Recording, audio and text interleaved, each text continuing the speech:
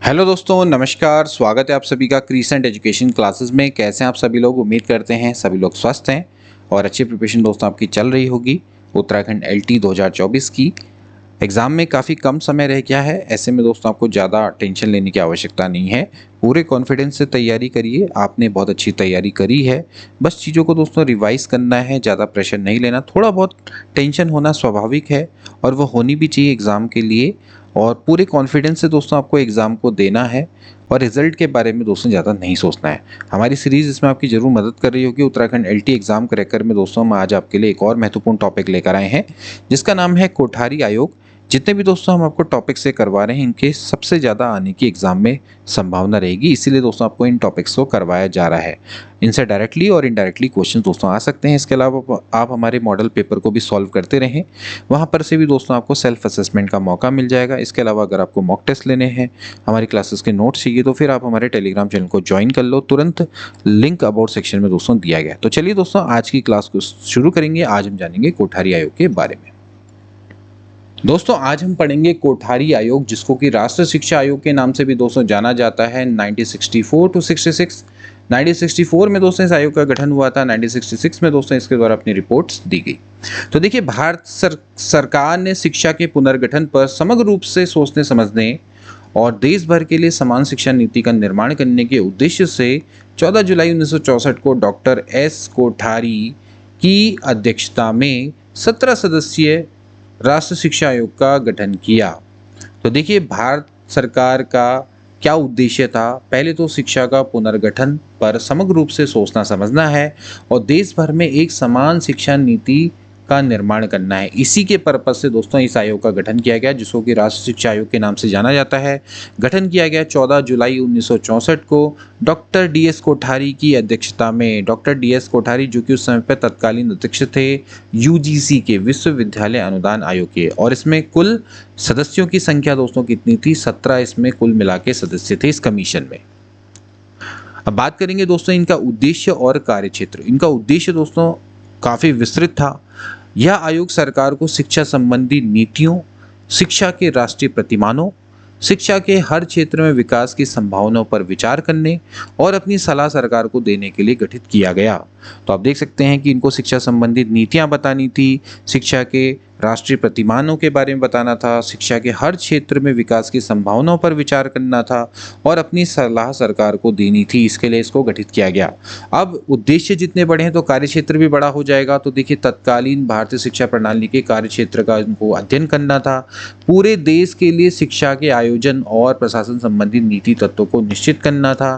पूरे देश के लिए समान शिक्षा प्रणाली प्रस्तावित करना था और इसके अलावा पूरे देश में किसी भी स्तर की किसी भी प्रकार की शिक्षा के प्रसार और उसमें गुणात्मक सुधार, यानी कि उसमें जो क्वालिटेटिव इम्प्रूवमेंट है, उसके उपायों की दोस्तों उस समय पर खोज करनी थी।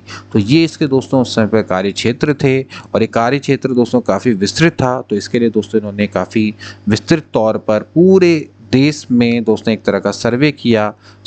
इसके अलावा क्वेश्चनायर, प्रश्नावली विधियों का यूज़ किया और उसके बाद दोस्तों इन्होंने 29 जून 1966 को अपना प्रतिवेदन दिया। ठीक है, तो प्रतिवेदन का जो शीर्षक था तो वो था शिक्षा एवं राष्ट्रीय प्रगति। इस शीर्षक से दोस्तों इन्होंने अपना प्रतिवेदन भारत सरकार को दोस्तों प्रेषित किया। ये बहुत वृहद दस्तावेज है, जिसमें 692 दोस्तों पन्ने हैं। इसमें आपके 3 खंड हैं। प्रथम खंड में 6 अध्याय हैं, द्वितीय खंड में 11 अध्याय हैं, तृतीय खंड में आपके 2 अध्याय हैं। 6, 11, 9 यानी कि कुल मिला के दोस्तों इसमें 19 अध्याय हैं। तो प्रतिवेदन दोस्तों काफ़ी वृहद दस्तावेज है और इसमें इन्होंने पूरे राष्ट्रीय शिक्षा के बारे में दोस्तों बताया है, तभी इसका नाम राष्ट्रीय शिक्षा आयोग है। इन्होंने शिक्षा के हर पहलू में दोस्तों अपने सुझाव दिए थे। अब हम जो महत्वपूर्ण हैं उनके बारे में दोस्तों थोड़ा जानेंगे। सबसे पहले इनके मुख्य सुझाव में दोस्तों प्रतिवेदन है। इसका शुभारंभ भी दोस्तों देश की भविष्य उसकी कक्षाओं में निर्मित हो रहा है। बहुत फेमस दोस्तों ये प्रतिवेदन का जो शुभारंभ है, इसी से दोस्तों पता लगता है कि इनका आगे क्या मोटिव रहा होगा। तो देखिए, इन्होंने प्रशासन, वित्त, नियोजन संबंधी क्या क्या सुझाव दिए थे। पहले प्रशासन से संबंधित सुझाव मान लेते हैं, पहले देख लेते हैं इनको। सबसे पहले शिक्षा को इन्होंने बोला कि राष्ट्रीय महत्व का विषय मानो, उसकी राष्ट्रीय शिक्षा नीति घोषित करो, यानी कि उसकी राष्ट्रीय नीति होनी चाहिए। केंद्र सरकार नेशनल एजुकेशनल एक्ट बनाए और प्रांतीय सरकारें स्टेट एजुकेशन एक्ट बनाए। ओके, केंद्रीय शिक्षा मंत्रालय में शिक्षा सलाहकार और शिक्षा सचिव के पदों पर सरकारी, गैर सरकारी, भारतीय शिक्षा सेवा और विश्वविद्यालयों में से एक योग्यतम व्यक्ति का चयन किया जाए। इसके अलावा केंद्रीय शिक्षा मंत्रालय के सांख्यिकी विभाग को भी सुदृढ़ करना है। भारतीय शिक्षा सेवा में उन व्यक्तियों का चयन किया जाए जिनको कि शिक्षण कार्य में अनुभव हो। इसके अलावा केंद्रीय शिक्षा सलाहकार बोर्ड सीएबी को और अधिक अधिकार दिए जाएं। राष्ट्रीय शिक्षा अनुसंधान एवं प्रशिक्षण परिषद एनसीईआरटी को अखिल भारतीय स्तर पर विद्यालय शिक्षा का भार सौंपा जाए। इसके अलावा शिक्षा प्रशासकों और शिक्षकों के बीच स्थानांतरण की भी व्यवस्था की जाए। तो ये प्रशासन संबंधी दोस्तों इनके द्वारा सुझाव दिए गए। इसके बाद वित्त से संबंधित सुझाव, ये काफी महत्वपूर्ण है दोस्तों। वित्त से संबंधित क्या क्या सुझाव दिए थे इन्होंने? बोला कि दोस्तों शिक्षा के लिए कम से कम कुल बजट का 6% का प्रावधान होना चाहिए। तो बजट का दोस्तों 6% शिक्षा में दोस्तों निवेश करने का प्रावधान इन्होंने रखा कि भाई 6% तो शिक्षा के लिए ही होना चाहिए। इसके अलावा राज्य सरकारें भी अपने बजटों में शिक्षा के लिए और से अधिक धनराशि आवंटित करें। इसके अलावा जो स्थानीय संस्थाएं हैं, चाहे ग्राम पंचायत है, नगर पालिकाएं हैं, उनको उनके क्षेत्र की प्राथमिक शिक्षाओं का वित्तीय भार होना चाहिए। विकेंद्रीकरण की दोस्तों बात कर रहे हैं कि जो ग्राम पंचायत है और जो नगर पालिकाएं हैं, उनके क्षेत्र की जो प्राइमरी एजुकेशन की जिम्मेदारी उनके सर पे होनी चाहिए, वित्तीय भार उन पे होना चाहिए। इसके अलावा व्यक्तिगत स्रोत ढूंढे जाने चाहिए जिससे अधिक धन हो, आय के स्रोत बढ़ाने की उपायों की खोज होनी चाहिए। तो ये वित्त संबंधी सुझाव थे।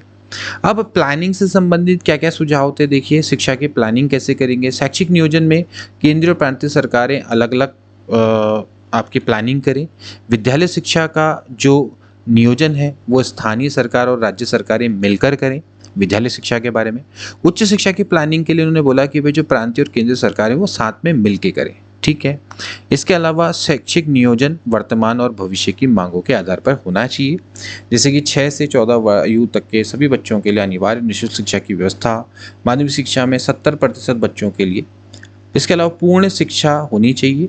इसके अलावा शेष 30% जो बच्चे हैं वो फिर उच्च शिक्षा में प्रवेश लें, यानी कि 6 से 14 वर्ष तक के जो आयु के बालक हैं ये तो संपूर्ण बच्चे हैं, उनके लिए निःशुल्क शिक्षा की व्यवस्था की जाए। फिर माध्यमिक शिक्षा की व्यवस्था 70% बच्चों के लिए होनी चाहिए। फिर उसके बाद जो मेधावी बच्चे हैं 30% बच्चे उच्च शिक्षा में पहुंचनी चाहिए। इसके अलावा जो कुल शिक्षा है, यानी कि जितना आपको शिक्षा को बजट मिला, इसका 2/3 सामान्य शिक्षा, ठीक है, यानी कि प्राइमरी और माध्यमिक, इस पर होना चाहिए व्यय, और फिर 1/3 है वो उच्च शिक्षा पर व्यय होना चाहिए। अपव्यय और अवरोधन को रोकना है। अपव्यय और अवरोधन का मतलब क्या है दोस्तों? जब एक क्लास में बच्चा क्या होता है लगातार फेल होता रहता है, अवरोधन हो गया। फिर बच्चे क्या होता है अपनी प्राइमरी शिक्षा को पूर्ण करने से पहले स्कूल को छोड़ देते हैं, वो आपका अपव्यय और अवरोधन की घटना होती है दोस्तों, इसको रोकना है। इसके अलावा शिक्षा के प्रसार के संग संग उसमें क्वालिटेटिव इंप्रूवमेंट भी लाने हैं। प्रसार तो करना ही करना है, साथ साथ उसमें गुणात्मक सुधार भी लेके आने हैं। तो ये शिक्षा के नियोजन से संबंधित दोस्तों सुझाव थे। इसके अलावा दोस्तों इन्होंने ये भी बोला था कि जो सामान्य शिक्षा है, यानी कि प्राथमिक और माध्यमिक, ये कुल दोस्तों आपकी 10 वर्ष की होनी चाहिए। इसके अलावा विद्यालय संकुल का निर्माण होना चाहिए।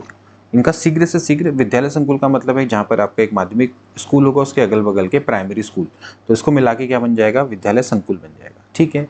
इसके अलावा प्रथम सार्वजनिक परीक्षा जो कि आपकी प्रदेश स्तर पर होती है, ये आपकी 10 वर्ष की सामान्य शिक्षा समाप्त करने पर ही होनी चाहिए। तो सार्वजनिक शिक्षा 10 वर्ष की सामान्य शिक्षा समाप्त करने पर होनी चाहिए। इसके अलावा दोस्तों शिक्षा के उद्देश्य, लक्ष्य और कार्य संबंधी सुझाव, इन्होंने सिंपली ये बोला कि शिक्षा के उद्देश्य, लक्ष्य और कार्य इन पंचमुखी कार्यक्रम के अंदर दोस्तों आनी चाहिए। पंचमुखी कार्यक्रम दोस्तों इसको बोला गया। पहला दोस्तों ये था, लक्ष्य की शिक्षा के द्वारा उत्पादन में वृद्धि करनी है, प्रोडक्टिविटी बढ़ानी है। यानी बेसिकली विज्ञान शिक्षा को प्राइमरी माध्यमिक स्तर पर अनिवार्य करें, जिससे कि इस शिक्षा का उपयोग उत्पादन कार्यों में किया जा सके। ठीक है। कार्यानुभव को विद्यालय शिक्षा का अनिवार्य अंग बनाना, जिससे कि उत्पादन बढ़े। इसके अलावा शिक्षा द्वारा सामाजिक और राष्ट्रीय एकता को भी सुदृढ़ करना। ठीक है। इसके लिए इन्होंने बोला कि भाई कॉमन स्कूल खोलो जिसमें शिक्षा सबके लिए समान रूप से सुलभ हो। ठीक है। केवल आर्थिक आधार पर नहीं, योग्यता के आधार पर यहाँ पर सुलभ होनी चाहिए। इसके अलावा शिक्षा के द्वारा लोकतांत्रिक मूल्यों का विकास करना है, जैसे कि 6 से 14 वर्ष तक के बालकों के लिए अनिवार्य निःशुल्क शिक्षा की व्यवस्था की जाए। सभी बच्चों को बिना भेदभाव के शिक्षा दी जाए, समान शिक्षा के अवसर मिले। ठीक है। प्रौढ़ शिक्षा की व्यवस्था की जाए। शिक्षा द्वारा राष्ट्र का आधुनिकीकरण करना है। वही 6 से 14 वर्ष तक के बच्चों के लिए निःशुल्क शिक्षा दी जाए। जनसाधारण के शिक्षा का स्तर ऊंचा उठाया जाए। बच्चों को विज्ञान और तकनीकी की दोस्तों शिक्षा दी जाए, जिससे कि आधुनिकीकरण। इसके अलावा दोस्तों शिक्षा द्वारा सामाजिक, नैतिक और आध्यात्मिक मूल्यों का भी विकास करना था। ठीक है, जैसे कि शिक्षण संस्थान है उसमें आपके सामाजिक, नैतिक और आध्यात्मिक मूल्यों का शिक्षा को अनिवार्य रूप से किया जाए। इसके अलावा प्राथमिक स्तर में मूल्यों को बढ़ाया जाए, रोचक कहानियों के माध्यम से पढ़ाओ। माध्यमिक स्तर पर जो शिक्षक शिक्षार्थी हो आपस में विचार विमर्श करें और अपने मूल्यों का चयन करें। विश्वविद्यालय में मूल्यों को बढ़ाया जाए। तो इस तरह के दोस्तों इनके द्वारा प्रावधान किए गए थे। इसके बाद दोस्तों विद्यालय के शिक्षा के प्रशासन और निरीक्षण संबंधी इनके द्वारा क्या क्या सुझाव दिए, इसके बारे में जानते हैं। सबसे पहले उन्होंने बोला कि केंद्र में राष्ट्रीय विद्यालय शिक्षा बोर्ड का गठन किया जाना चाहिए, यानी कि national board of school education, और भारतीय शिक्षा सेवा का भी गठन होना चाहिए, यानी कि इंडियन एजुकेशन सर्विस का गठन किया जाए। ठीक है, इसके बाद प्रत्येक राज्य में राज्य विद्यालय शिक्षा बोर्ड और राज्य शिक्षा सेवा आयोग भी होना चाहिए। ठीक है, जैसे कि state board of school education and state education service, इसका गठन होना चाहिए। इसके अलावा सामान्य विद्यालय प्रबंध समिति का भी विकास किया जाना चाहिए, यानी कि विद्यालय के प्रबंधन हेतु एक सामान्य विद्यालय प्रबंध समिति का विकास किया जाए। इसके अलावा विद्यालयों के नियमित निरीक्षण की व्यवस्था होनी चाहिए। प्रशासन से निरीक्षण के कार्य को अलग रखा जाना चाहिए। ठीक है, जिले के प्रशासन का कार्य जिला विद्यालय बोर्ड के हाथों में होना चाहिए और निरीक्षण का कार्य जिला शिक्षा अधिकारी के हाथों में होना चाहिए। इस तरह के दोस्तों विद्यालय के प्रशासन और निरीक्षण संबंधी सुझाव थे। इसके अलावा दोस्तों बात करेंगे विद्यालय की पाठ्यचर्या संबंधी सुझाव। अब देखिए विद्यालय की पाठ्यचर्या में इन्होंने सभी क्षेत्रों में अपने सुझाव दिए। हालांकि दोस्तों थोड़ा ज़्यादा डिटेल में हो जाएंगे, उस पर दोस्तों हम ज़्यादा चर्चा नहीं करेंगे। इन्होंने पूर्व प्राथमिक हो, उच्च प्राथमिक हो, माध्यमिक हो, उच्चतर माध्यमिक हो, सभी जगह पे अपनी पाठ्यचर्या की रूपरेखा दी थी। इसमें जो महत्वपूर्ण है दोस्तों हम बात करेंगे संशोधित त्रिभाषा सूत्र की। तो इनके द्वारा दोस्तों जो त्रिभाषा सूत्र है उसमें संशोधन किया और इनके द्वारा दोस्तों जो त्रिभाषा है उसके बारे में बोला गया कि पहला तो अपनी मातृभाषा होनी चाहिए, मातृभाषा जो कि आपकी क्षेत्रीय भाषा या फिर प्रादेशिक भाषा हो सकती है। दूसरा संघ की भाषा, संघ की भाषा दोस्तों हिंदी भी हो सकती है, अंग्रेजी भी हो सकती है। तीसरा कोई भी आधुनिक भाषा, ठीक है, जो कि उपरोक्त दो भाषाओं से अलग हो। आधुनिक भाषा में कोई भी यूरोपीय भाषा हो सकती है, कोई भी शास्त्रीय भाषा हो सकती है। ठीक है, तो इस तरह की, या फिर कोई भी भारतीय भाषा हो सकती है आधुनिक। तो मातृभाषा, संघ की भाषा और आधुनिक भाषा, तो त्रिभाषा संशोधित सूत्र इनके द्वारा दिया गया। अब दोस्तों हम बात करेंगे विद्यालय शिक्षा के प्रसार से संबंधित क्या क्या सुझाव उन्होंने दिए कि विद्यालय शिक्षा का प्रसार कैसे किया जाए। तो देखिए पहले पूर्व प्राथमिक शिक्षा के प्रसार से संबंधित क्या क्या सुझाव थे। प्रत्येक राज्य के राज्य शिक्षा संस्थान में राज्य पूर्व प्राथमिक शिक्षा केंद्र की इन्होंने स्थापना की बात करी। तो प्रत्येक राज्य शिक्षा संस्थान में राज्य पूर्व प्राथमिक शिक्षा केंद्र की स्थापना की जाए। ठीक है, अब प्रत्येक राज्य के प्रत्येक जिले में पूर्व प्राथमिक शिक्षा प्रसार केंद्र को स्थापित किया जाए।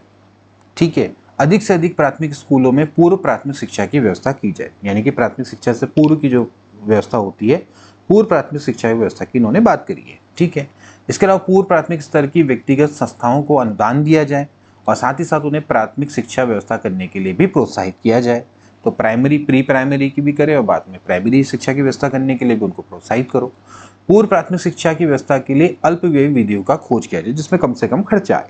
ठीक है, इसके बाद प्राथमिक शिक्षा के प्रसार के संबंधी अब इनका ही मानना था कि 85-86 तक, यानी कि 1985-86 तक 6 से 14 आयु वर्ष के बच्चों को अनिवार्य निःशुल्क शिक्षा का लक्ष्य प्राप्त कर लेना चाहिए।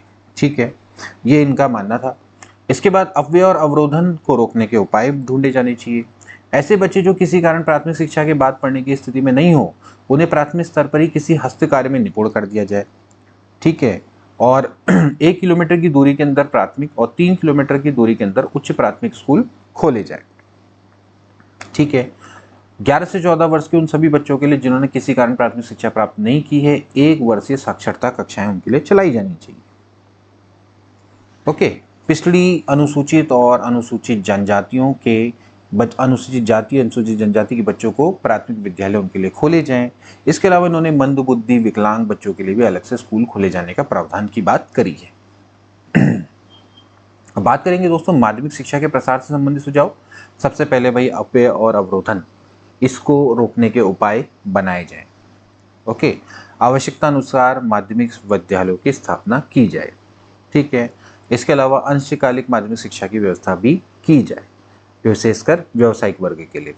अनुसूचित जातियों अनुसूचित जनजातियों के बच्चों को माध्यमिक शिक्षा की व्यवस्था के लिए विशेष योजनाएं चलाई जाए। बहुत बेसिक हैं सारी चीजें। फिर लड़कियों के लिए अधिक विद्यालय निर्धन छात्राओं को छात्रवृत्तियां दी जाए। ठीक है, तो लड़कियों के लिए अधिक और अधिक महाविद्यालय खोले जाएं, मतलब कि माध्यमिक विद्यालय खोले जाएं, और जो SC ST के बच्चे हैं उनके लिए माध्यमिक शिक्षा की व्यवस्था के लिए विशेष योजनाएं बनाई जाएं। माध्यमिक स्तर की शिक्षा लड़कियों के लिए अधिक से अधिक आपने विद्यालय बनाने हैं, उनको खोलने हैं, और इसके अलावा जो बच्चे हैं लड़कियों को, उनके लिए छात्रवृत्तियों का प्रावधान किया जाए। ठीक है, निर्धन छात्राओं को छात्रवृत्ति दी जाए, इसके प्रावधान दोस्तों खोले जाए। ठीक है, तो ये आपके इनके माध्यमिक स्तर के प्रसार संबंधी सुझाव थे। अब दोस्तों बात करेंगे कि इन्होंने विश्वविद्यालय की शिक्षा के प्रसार से संबंधित क्या क्या सुझाव दिए थे।